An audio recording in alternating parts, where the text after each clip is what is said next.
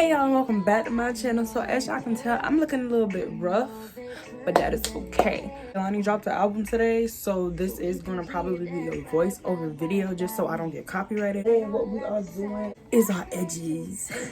You bitches is fucking weird. As you can tell, I need my edges did, so we finna do them.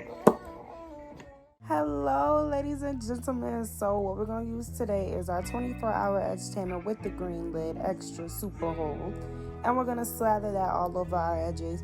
Make sure it's a very generous amount. Now this part is very fast, but I'm going to explain it in very many details. So basically, you're going to slather the edge control all over your edges. Then you're going to place your hair to the swoop that you want it to be at, use the brush side and brush it down. Then you're going to use the comb side and unclump those edges and just make them as slick as possible. There you go. Now here's a cute little slow-mo moment of my sexy edges. Yes, you better so. Alright, y'all, make sure y'all follow me on all of my social medias. That will be linked in the description. And I hope y'all have a wonderful day.